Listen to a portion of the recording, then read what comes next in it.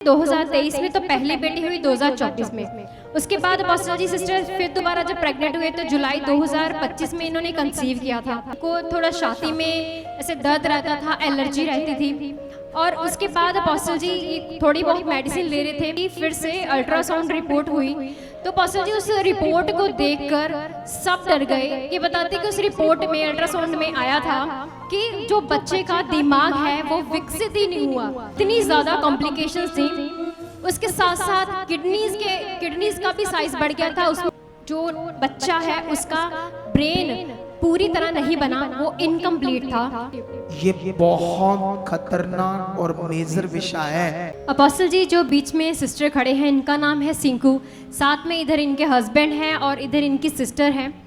Apostle जी ये testimony परमेश्वर ने बनाई है बहुत ही बड़े ऐसे तरीके से कि बताते कि जब इनकी शादी हुई 2023 में तो पहली बेटी हुई 2024 में। उसके बाद अपोस्टल जी सिस्टर फिर दोबारा जब प्रेग्नेंट हुए तो जुलाई 2025 में इन्होंने कंसीव किया था। फिर बताते कि सितंबर महीने में ही इनको थोड़ा छाती में ऐसे दर्द रहता था, एलर्जी रहती थी और उसके बाद अपोस्टल जी ये थोड़ी बहुत मेडिसिन ले रहे थे।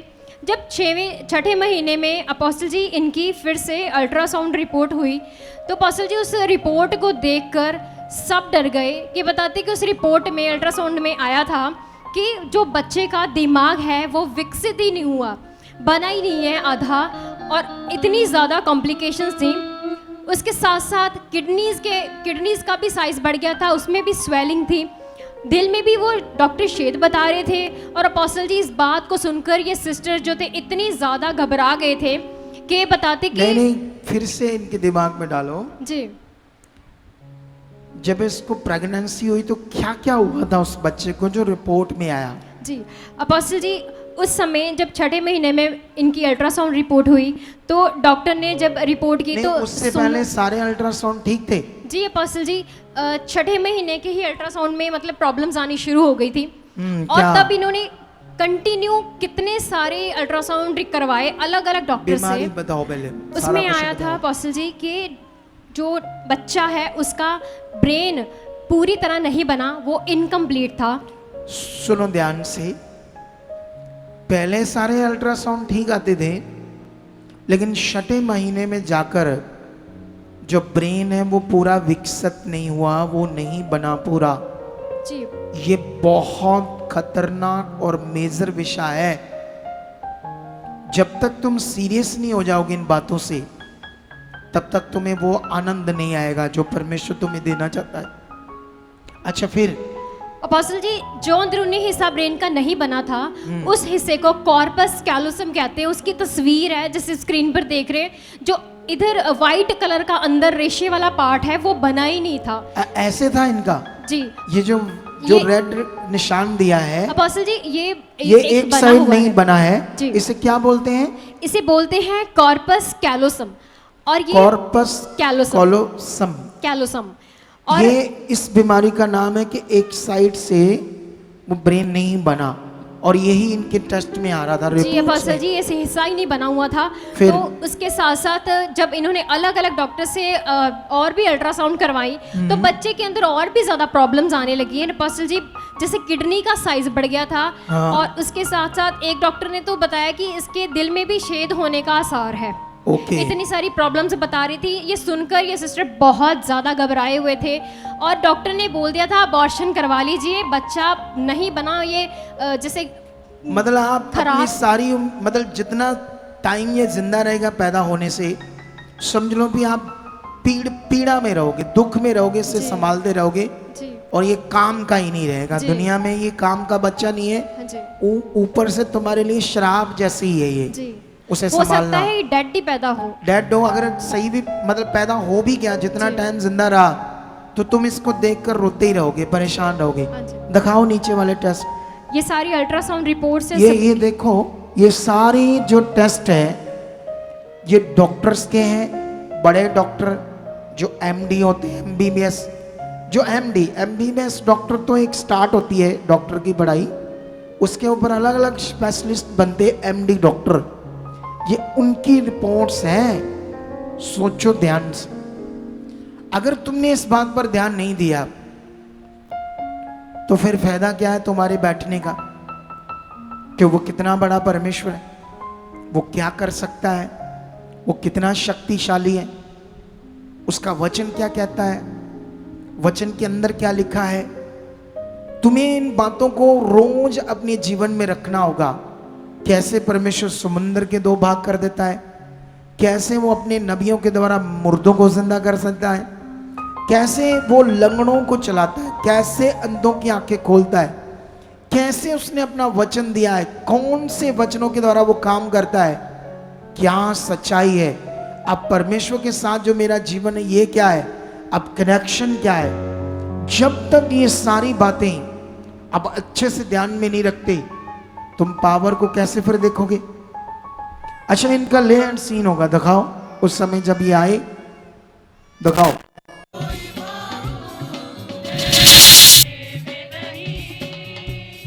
जो सर झुकी मेरे कदमों में।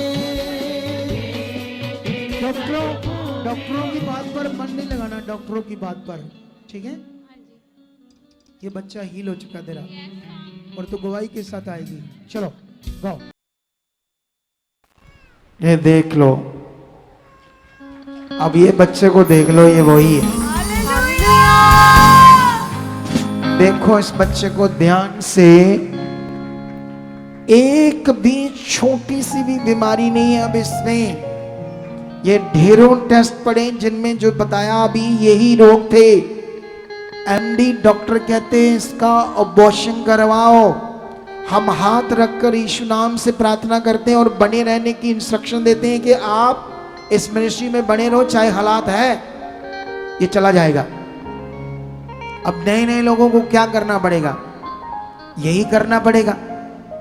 अगर वो बने रहे तो पावर को देखेंगे, अगर उन्होंने वचन पकड़ा तो सामर्थ को देखेंगे, अगर उन्होंने मन फिराया तो पावर को देखेंगे। कितनों को बात समझ आती है। और अपोस्टल जी जैसे ही डिलीवरी हुई उसके बाद इसके जितने टेस्ट थे सारे नॉर्मल आए और इसे बिल्कुल एडमिट नहीं किया गया। सारे टेस्ट नॉर्मल।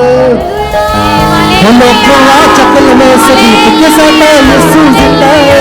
लोको चकल में सबूत के साडा, हाँ लोको चकल में सबूत के साडा यीशु जिंदा है। चकल में सबूत के साडा यीशु जिंदा है।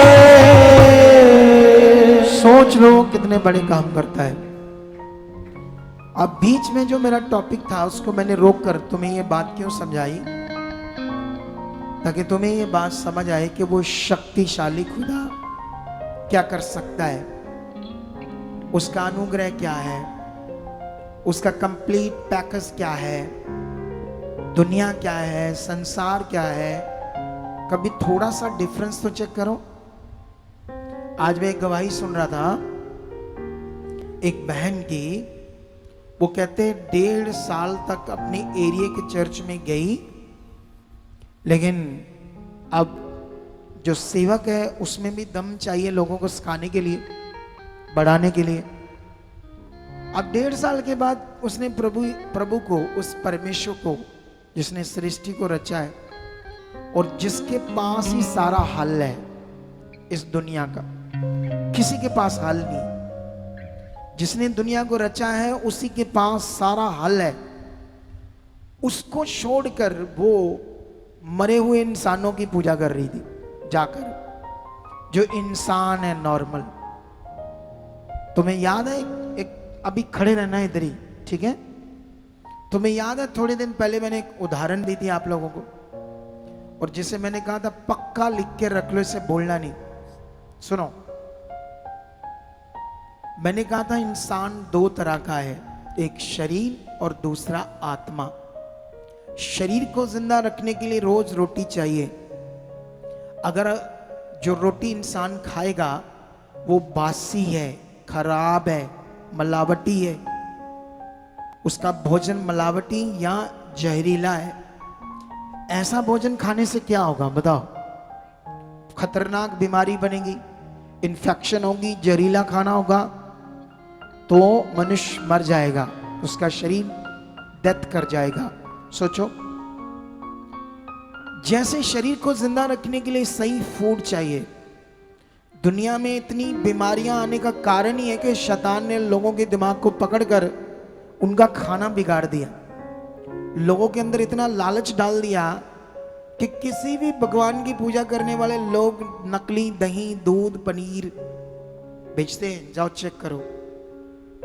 और जिन्होंने लैब टेस्ट करके उसको पकड़कर जेलों में बंद करना है, ऊपर जो बड़े बड़े फूड इंस्पेक्टर, कमिश्नर, उनको दो 10 लाख 20 लाख, आपका पास है काम। बोलो, ये सब शैतान ने बुद्धि बंद की है। खाना जहर है, जहर लोगों का जो लोग खा रहे हैं, इसीलिए इतनी बीमारियां और लोग मर रहे हैं। कैंसर से खासकर कैंसर बढ़ रहा है, बीमारियां बढ़ रही है, क्योंकि भोजन सही नहीं है। लेकिन सही भोजन मनुष्य को जिंदा रखता है।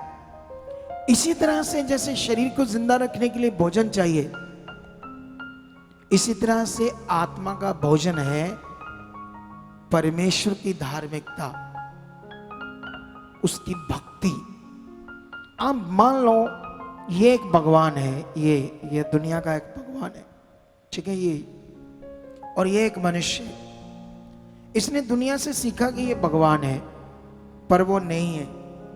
हिस्ट्री चेक करने से, इतिहास चेक करने से, किसी को भी आप चेक कर सकते हो ये कौन है। इस दुनिया में पड़ा है सब कुछ इतिहास, ऐसा नहीं किसी का इतिहास इस दुनिया में है ही नहीं। अब जो चीज भगवान नहीं है उसकी भक्ति करना आत्मा का नाश करना है। कितनों को बात समझ आती है? और ये क्लैरिटी मिल सकती है जब आप ध्यान दोगे। तुम सिर्फ आते हो काम के लिए, जो बहुत छोटा विषय है। तुम्हारे सामने देखो, एमडी डॉक्टरों ने भी अपने टेस्ट में बताया इसका ब्रेन नहीं बना, किडनियां भी स्वेल हो गई है और दिल में भी आसार है इसके छेद बनने का, क्योंकि दिल में भी वो निशान बन गया है, साइन आ रहा है जिससे दिल में छेद बनेगा। ये बच्चे का क्या करना, अपनी अबॉर्शन करवाओ, अबॉर्ट करवाओ। लेकिन खुदा कहता मेरे पास आओ, मैं तुम्हें आराम दूंगा। यीशु ने कहा जो मेरे पीछे चलता है वो कभी अंधकार में नहीं चलेगा, वो जीवन की ज्योति पाएगा, वो जीवन पाएगा। कितनों को बात समझ आती है? जीवन परमेश्वर के पास है। मैं कहता हूं एक छोटा सा भी काम आपको परमेश्वर दिखा दे तब भी बिलीव करो, लेकिन वो तो बड़े बड़े काम दिखा रहा है, बड़े बड़े काम। तुम हर वीरवार, हर संडे बड़े कामों को देखते हो, उससे रिश्ता बनाओ, स्वार्थ नहीं। रिश्ता बनाने में लग जाओ, उसको खुश करने में लग जाओ, उसकी धार्मिकता करो। धार्मिकता का मतलब क्या होता है? धार्मिकता का मतलब जो दुनिया समझती है वो नहीं। धार्मिकता का मतलब उससे प्रेम करना, धार्मिकता का मतलब उस पर भरोसा रखना, उसे अपना मानना, उसका धन्यवाद करना, ये विश्वास करना मैं अपने परमेश्वर का बनाया हुआ हूं, ये मेरा परमेश्वर, इस दुनिया में मेरा कोई परमेश्वर नहीं। धार्मिकता का मीनिंग कुछ अलग है। दुनिया धार्मिकता कुछ अलग कहते हैं, वो पत्थर मिट्टी की चीज बनाकर उस पर फूल चढ़ाना, ये करना, कोई खाना चढ़ाना, ये करना, वो करना, पता नहीं क्या क्या करना ना दुनिया में।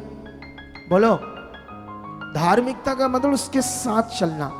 जैसे बाइबल में लिखा अय्यूब के बारे में, वो धर्मी था, परमेश्वर से डरता था और परमेश्वर के साथ चलता था। बाइबल में लिखा हिनोक भी परमेश्वर के साथ चलता रहा। साथ चलने का मतलब उसी पर भरोसा रखता था, किसी से धोखा नहीं करता था, किसी के साथ चालाकी नहीं करता था, कोई लालच नहीं करता था, किसी को ठगता नहीं था। ये सारा शरीर का जीवन है, संसार का जीवन है। धोखा, ठगना, झूठ, चोरी, सब चीजें। लेकिन जब हम परमेश्वर के साथ चलते हैं तो उसे खुश करते हैं। तुम्हें चलना है।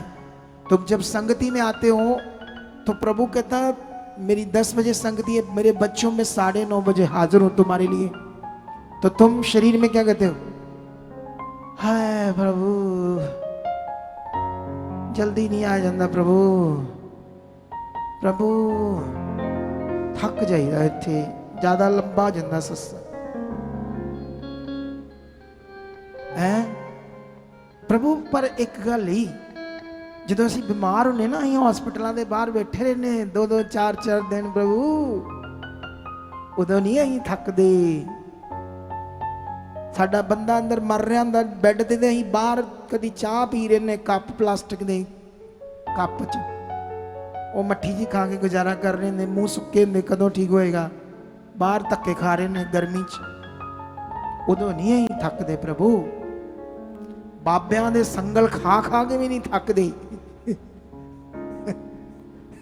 एक मैं वीडियो देख रहा था एक बाबा को वो मत्था टेक रहा था इंसान उसके हाथ में संगल था उसके जोर से उसने यहां मारा पीठ पे एक मारा 2 मारा अच्छा तोरा हो गया। उसकी माँ आगे उसके भी मार दिया उस बाबे ने। मेंटल था वो शैतान का जकड़ा हुआ बाबा थोड़ी था वो।